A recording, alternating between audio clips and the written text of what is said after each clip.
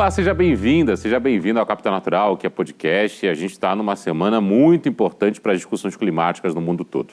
Está acabando a COP26 em Glasgow, na Escócia. A gente está acompanhando com cobertura especial no Band News TV e o Capital Natural tem um programa especial para tratar desse assunto. Na semana passada, nós acompanhamos o papel do jovem, acompanhamos também o papel das mulheres, o papel da importância das mudanças climáticas na Conferência das Nações Unidas, das discussões que o Brasil tem dentro da COP26. Eu vou receber mais uma vez o Carlos Rittel, que é pesquisador, visitante associado do Instituto de Estudos Avançados em Sustentabilidade de Potsdam e especialista em políticas públicas da Rainforest Foundation da Noruega, e o Marcelo Brito, presidente do Conselho Diretor da ABAG, a Associação Brasileira do Agronegócio. Senhores, bem-vindos mais uma vez. Na semana passada tivemos uma conversa importante envolvendo também a Eduarda, que é uma das jovens selecionadas para a parte de discussões envolvendo os jovens da COP26, e tivemos visões importantíssimas sobre a urgência. E eu queria começar esse segundo programa, Carlos, perguntando para você sobre a urgência das discussões colocadas na COP26 e que elas sejam implementadas logo. Não dá tempo de ficar pensando para o próximo século, né? A situação já é caótica agora. Bem-vindo. Muito obrigado pelo convite, Pablo. Prazer estar de volta aqui com você e com o Marcelo. De fato, se a gente ouve a ciência, se a gente olha para o estado do mundo, a situação é gravíssima. O recado da ciência é muito claro. Então, nós temos uma janela de oportunidade muito curta para limitar o aquecimento global dentro de limites considerados relativamente seguros, né, porque haverá mais impactos, mas a gente consiga gerenciar esses impactos, lidar com esses impactos e estabelecer estratégias de adaptação aos impactos futuros das mudanças climáticas, mas isso exige ação imediata, né, e os impactos futuros das mudanças climáticas a gente tem uma breve noção em função dos eventos que estão ocorrendo cada vez de forma mais intensa, cada vez mais frequente em todo o mundo. Ondas de calor, ondas de frio, incêndios florestais se espalhando pelo mundo, furacões cada vez mais intensos, chuvas torrenciais ocorrendo. Eu moro na Alemanha, resido na Alemanha, e esse ano passou por uma situação dramática em muitas cidades afetadas por chuvas fortíssimas que levou à morte de muitas pessoas e muitos impactos em infraestrutura. Então, a importância é responder a isso. A ciência aponta o caminho, os jovens estão nas ruas cobrando os políticos e governos que façam a sua parte, e a realidade nos impõe uma obrigação de agir à altura do desafio, né? Isso significa não apenas implementar as promessas atuais, mas já ver qual é o caminho futuro, como que a gente vai aumentar o nível, a velocidade com que a gente reduz emissões de gás de efeito estufa no mundo, para evitar que o aquecimento global ultrapasse níveis considerados perigosos, inclusive para nós mesmos. O Carlos citou as chuvas torrenciais na Alemanha esse ano de 2021, e há pouco tempo eu conversei com uma amiga que mora em Frankfurt, e ela falou o seguinte: aqui há uma consciência, pelo menos às vésperas da eleição, a gente conversou antes da eleição, de saída da chanceler Angela Merkel, mudança de governo na Alemanha e ascendência do Partido Verde, há uma consciência de que as mudanças climáticas são um fator fundamental para essas chuvas tão fortes aqui nessa região da Alemanha. E acho que isso também vai ser fator fundamental na discussão da eleição que está por vir. E aí, Marcelo, eu queria pegar um pouco da sua bola de cristal emprestada para a gente poder desenvolver um pouco desse raciocínio aqui no Brasil de 2023, pedindo licença ao tempo rei e à urgência do dia após dia de 2021, de 2022, e pulando um pouco indo para 2023. Como é que você observa essa discussão envolvendo as lideranças políticas a partir daquele ano? Pablo, obrigado. Carlos, ótimo estar aqui com você novamente. Vamos fazer aqui uma continuação de duas falas, uma do Carlos e outra da Eduarda no nosso programa passado. Tá? Nós temos um risco eminente de mercado, não só nas cadeias produtivas que estão ligadas à Amazônia, mas nós temos um risco de mercado em todas as cadeias brasileiras. Porque quando você exporta um produto, você está exportando um produto made in Brasil, e não made no estado específico, made em Bahia ou em Amazonas. Tá?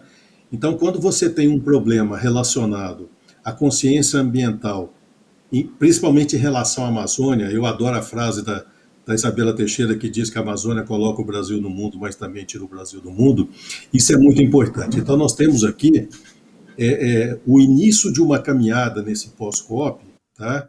Mostrando que o Brasil tem que mudar a sua concertação da sociedade empresarial, da sociedade civil, no rumo do futuro, de que forma que a gente quer construir as coisas.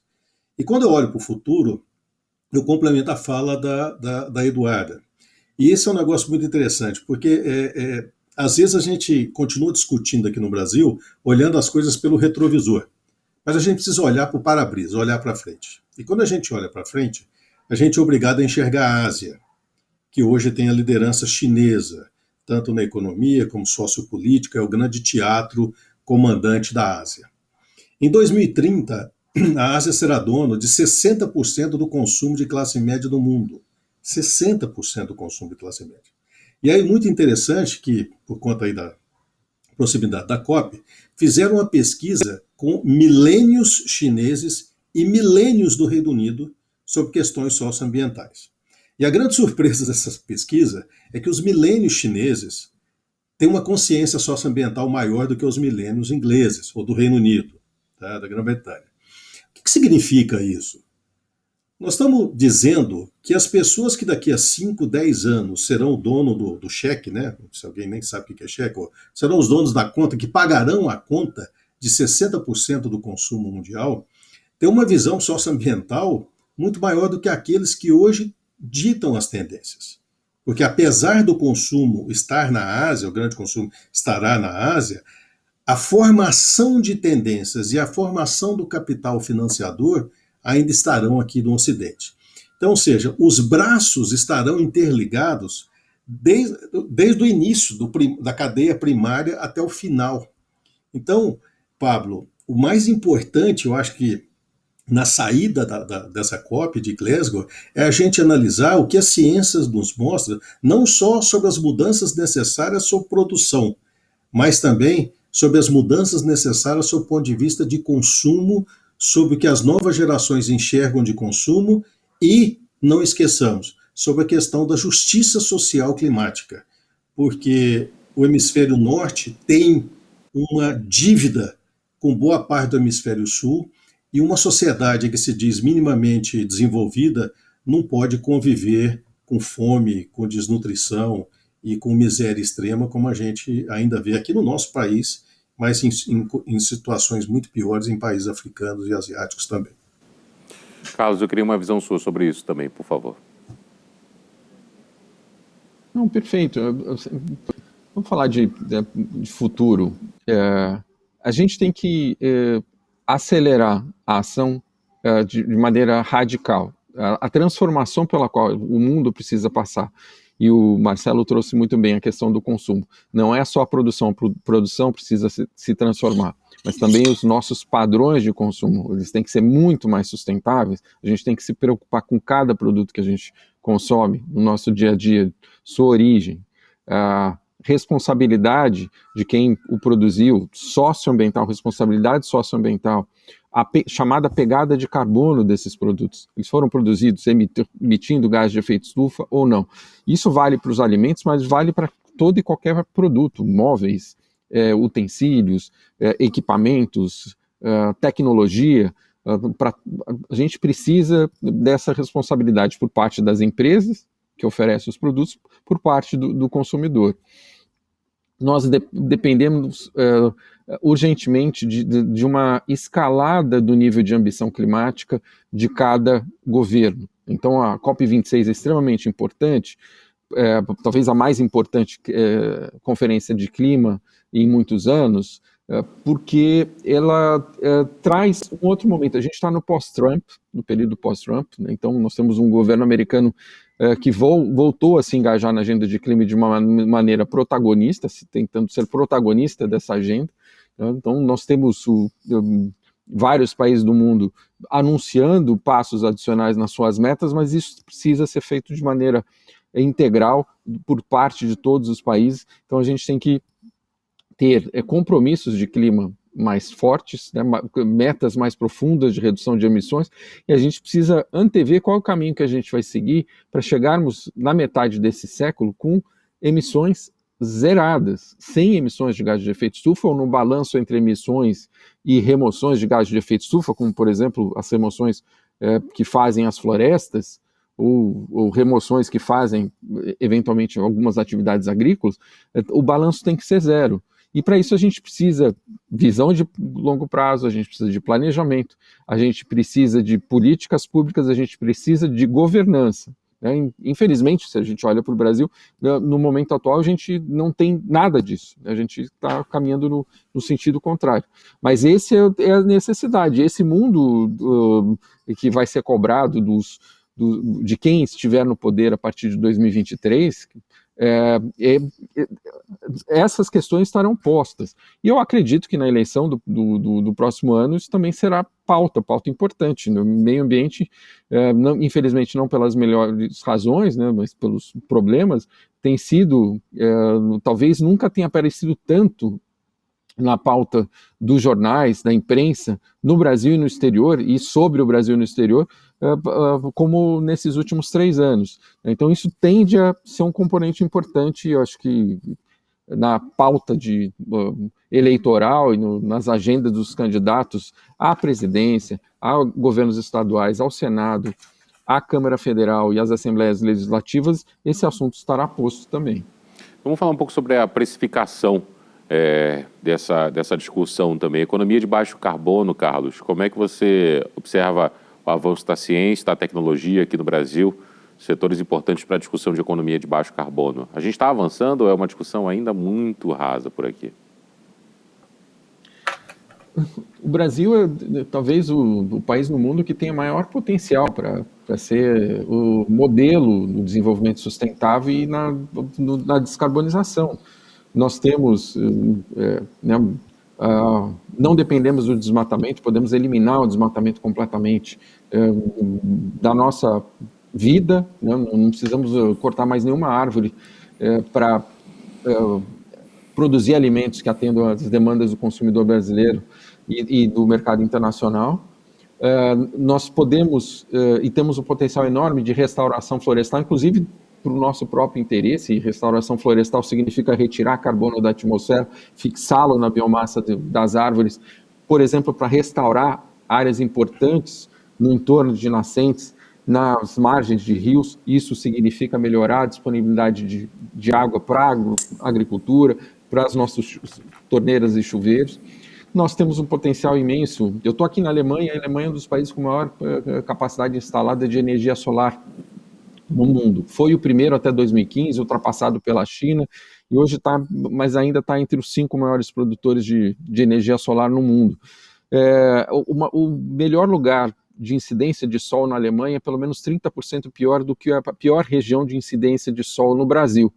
E o Brasil, embora esteja avançando, está avançando ainda a passos pequenos. A gente não tem políticas públicas que visem dar escala para a produção de aproveitamento da energia solar num país que digamos, abençoado com sol o ano inteiro, né? Nós temos a energia eólica, que avançou muito nos últimos anos, também um componente importante, inclusive em anos de recessão econômica, gerou empregos, gerou retorno para o investidor, avançou bastante, mas ainda pode avançar mais, né? E temos, infelizmente, o cenário é preocupante. No último programa, a Eduarda mencionou a prioridade que o Brasil tem dado para as energias fósseis, e no próprio lançamento do programa de crescimento verde do governo federal, o ministro da Economia, Paulo Guedes, fez referência à necessidade do Brasil tentar extrair o máximo possível do seu petróleo e do pré-sal enquanto o mundo vai consumindo, né? Porque talvez daqui a 30 anos a Petrobras não valha quase nada. Essa é uma visão errada. Daqui a 10 anos a gente vai ter uma transformação e a gente precisa fazer parte dessa transformação, senão a gente vai ficar para trás. O Marcelo trouxe aqui o potencial que nós temos do agronegócio de ser mais sustentável. A maior parte dos produtores no Brasil respeita a lei, respeita os limites do Código Florestal, mas a gente ainda tem muitos problemas, ainda tem muita ilegalidade. Então a gente E a gente tem um potencial enorme, inclusive da agricultura ser um setor que absorve carbono da atmosfera se a gente aplicar boas práticas da chamada agricultura de baixo carbono. O plantio direto, um bom manejo de solos. É possível fixar carbono no solo através das boas práticas agrícolas, mas isso ainda não é predominante. Nós poderíamos ser modelo para o mundo, né? Infelizmente a gente está desperdiçando tudo isso e com isso, neste momento, também a gente está colocando por terra a nossa imagem, a nossa reputação e aumentando o risco para o setor privado brasileiro, entre eles, principalmente do setor do agronegócio. Ô Marcelo, quem é responsável por mudar essa imagem, por trazer essa discussão de volta à tona e colocar o Brasil nos trilhos? Cada um tem sua parcela, tá? Porque governos são espelhos da sociedade. Tá? Tem coisas que o setor privado hoje faz no Brasil que não seria obrigação nossa, mas a gente está fazendo por falta de ação do governo federal e dos governos subnacionais. Tá? E mesmo assim as coisas vão acontecendo. Eu sou sócio de uma empresa onde a gente incorpora carbono nos nossos produtos. Tá? Então quem compra um produto nosso está mitigando um dia de emissão porque nós já colocamos o carbono que a gente adquire no mercado. Então a gente compra isso aí a cada 6 meses mais ou menos. A compra que nós fizemos no primeiro semestre, nós pagamos $5 por tonelada equivalente. Semana passada compramos novamente por 7,40. É um aumento substancial, então, ou seja, é um mercado que começa a acontecer e mostra essa potencialidade toda que existe dentro do setor. Mas tem um problema sério de informação e de formação. A McKinsey fez uma pesquisa no início desse ano que mostra que 80% dos proprietários rurais brasileiros não têm a menor noção do que seja mercado de carbono ou a menor noção do que esteja acontecendo em negociação de mercado de carbono. E o interesse começa a surgir quando a gente vira para ele e fala assim, amigo, você está produzindo 2 safras dentro da sua área? Ele falou, estou, então, você sabe que você pode produzir uma 3ª safra? Ah, mas como assim? A 3ª safra de carbono? E aí você começa a explicar.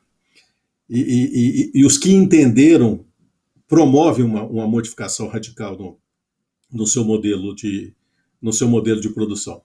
Mas também traz aí uma ingenuidade que a pessoa acha que pelo simples fato dela ter uma reserva legal, ela já está apta para vender carbono. Não, o mercado de carbono ele é dependente de 3 fatos garantidores. O primeiro é a integridade do processo, que gera a credibilidade necessária desse processo, que dá a transparência de tudo que você fez, o que significa que você tem que ter a medição correta, com a auditoria correta e com o report correto disso. Então não é um negócio simples, custa dinheiro você fazer isso, e para que esse complexo todo seja acessado, mostrando o grande potencial brasileiro dentro do mercado de carbono, você precisa unir aí as diversas faces do setor, que inclui a sociedade civil organizada, a academia, através da ciência, o setor privado no financiamento e o setor público na regulação. E eu gosto de usar o exemplo do CBIOS aqui no Brasil, que nada mais é do que um mercado de carbono regulado.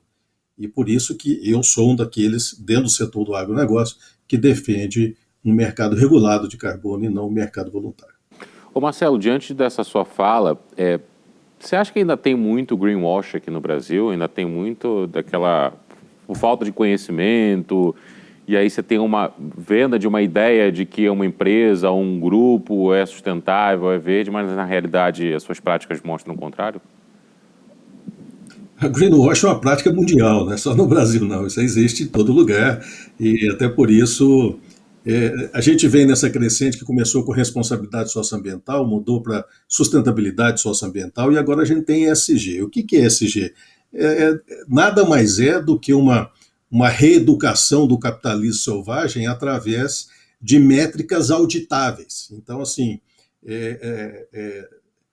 tem mais concretude do que sustentabilidade, que é aquele negócio muito amplo. Mas tem muito, e a gente precisa mudar. Por exemplo, o Brasil tem a gente tem uma arrogância intrínseca nossa de se colocar como o maior e o melhor de tudo. Então, quando a gente diz, por exemplo, nós temos 82% da floresta amazônica preservada. Gente, por favor, isso não é verdade. Tá? Isso não é verdade. Quem diz isso nunca caminhou dentro da floresta, porque a gente sabe que o desmatamento seletivo vem ocorrendo e para achar uma área primária mesmo que nunca foi tocada, a gente precisa andar para o oeste da Amazônia, provavelmente entre Manaus e os Andes, para encontrar isso aí. Na parte leste, zona de endemismo de Belém, 74% das florestas se foram há muito tempo, e os remanescentes são florestas secundárias, bastante afetadas. Então, assim, nós temos um estoque ambiental maravilhoso para contar no mundo. Nós temos uma legislação ambiental maravilhosa para contar no mundo.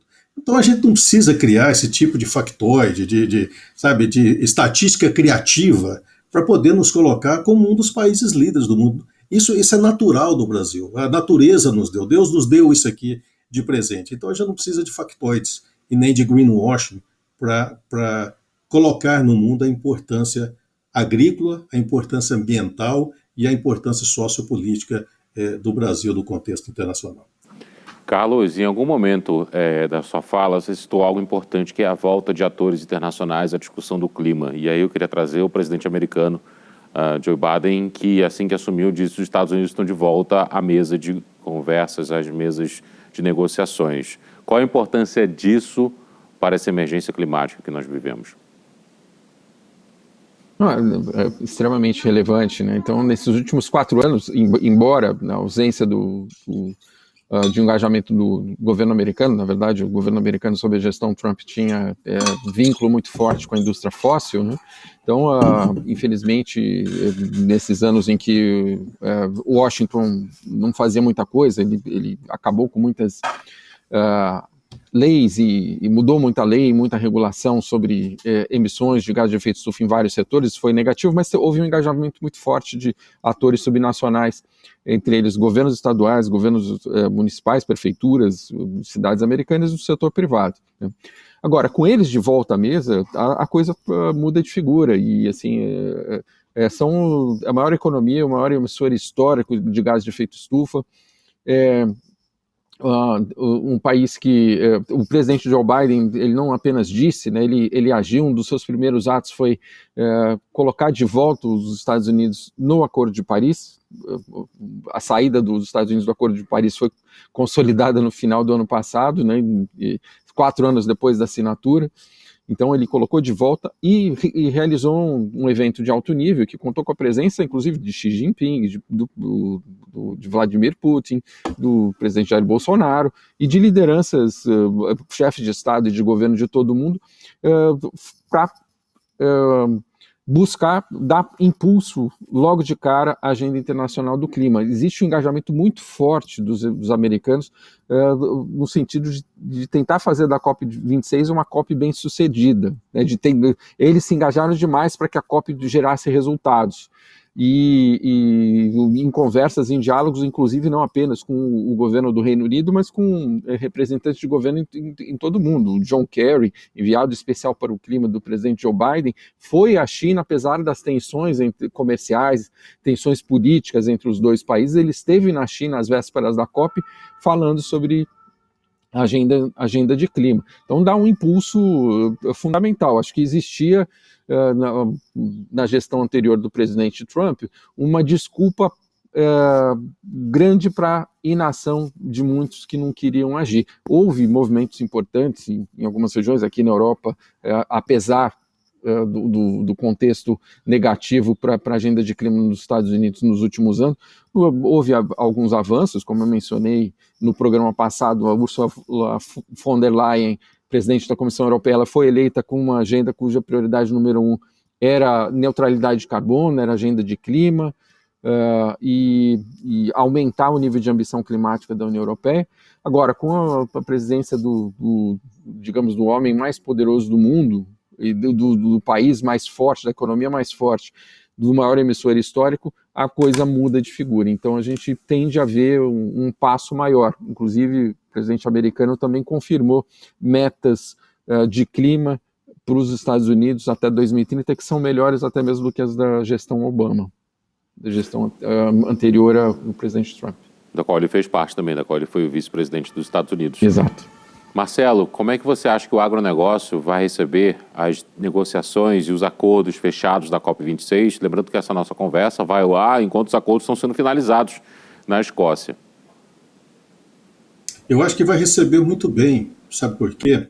A grande maioria que trabalha silenciosamente e produz os diversos ativos do agronegócio brasileiro, que hoje são exportados para 190 países, já estão nesse processo de melhoria contínua.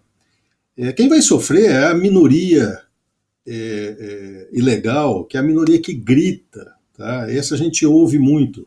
Então, enquanto existe uma maioria que trabalha silenciosamente e produz sob a luz das leis brasileiras, a gente tem essa pequena maioria que grita pelo poder político temporário que eles ganharam nesse momento. Mas eu tenho certeza que isso é um efeito colateral da democracia. A gente tem altos e baixos, e eu considero que o que nós enfrentamos em termos de meio ambiente no Brasil nesses últimos 3 anos é um efeito colateral da democracia, mas mesmo assim eu ainda prefiro a democracia, porque nos dá, no ano que vem, a condição de rediscutir que projeto de Brasil nós queremos para o futuro. Eu gosto de lembrar, viu, Pablo, que se você teve um filho esse ano, ou se você teve um neto esse ano, em 2100 ele vai estar vivo, tá? Então nós não estamos discutindo mais aqui de algo que afetará uma geração abstrata, que a gente não conhece ou não sabe quem é. Não, afetará uma geração que a gente conhece hoje, que a gente convive hoje, que nos abraça e nos beija hoje, que está aqui dos nossos lados. Então, eu vejo como melhoria contínua, eu sou um otimista nato, e a razão está voltando à tona. E a gente vê isso nos diversos pronunciamentos, a gente vê isso quando o setor privado vem à tona. Olha, tem 2 formas de você mudar governos e mudar rumos de governo.